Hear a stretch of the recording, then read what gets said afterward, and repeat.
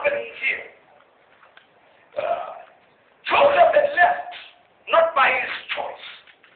The brothers had sold him into slavery after being jealous of his blessing, which was clearly visible on his life. And the Bible says he was taken and he found himself in Egypt. Now, I won't go through that whole story, but when he got to Egypt, he became Pharaoh's assistant. He became a very important man. He was now the prime minister of Egypt. He was a foreigner, but he became a prime minister in a foreign land. And the Bible says through his wisdom that God had bestowed him an understanding of interpreting dreams. He had seen and foreseen the clouds that were going to come. There were going to be 7 years of plenty and 7 years of drought and starvation.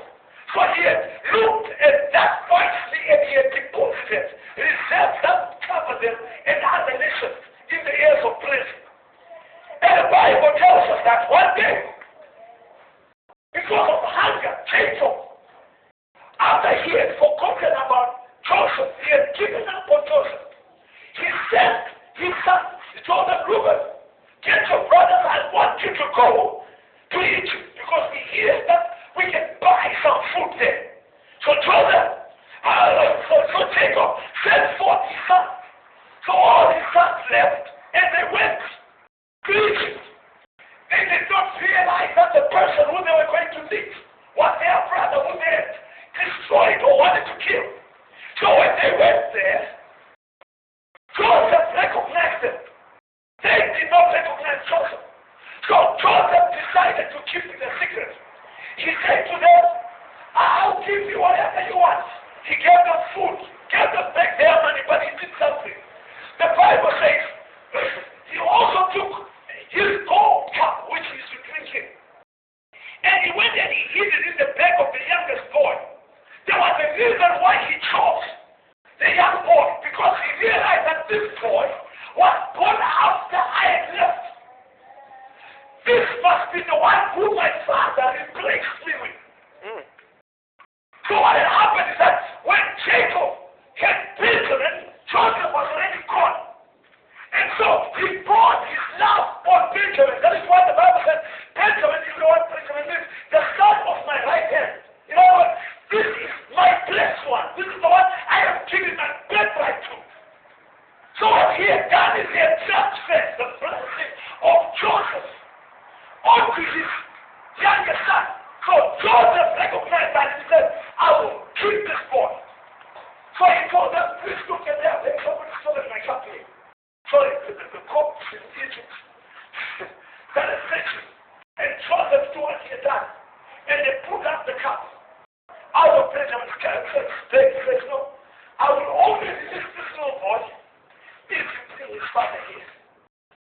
Go and get his father. Reuben said, no, you kill our father.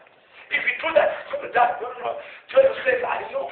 If I keep this boy, he is going to get up and he's going to come. And what happened? He returned Benjamin, sent them back.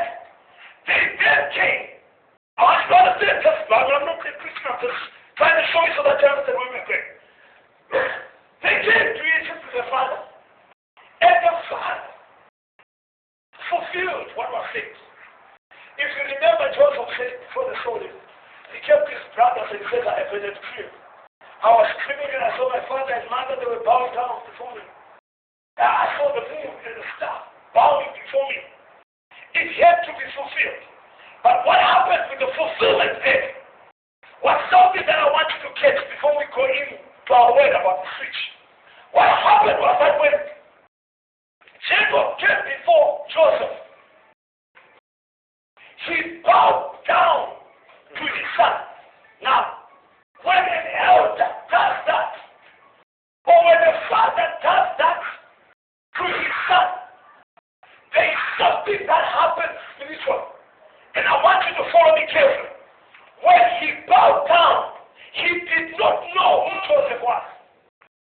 Follow me. I said when Jacob bowed down before his son, he did not know who Joseph was, because if he had known that this is my son, he would have refused to bow down.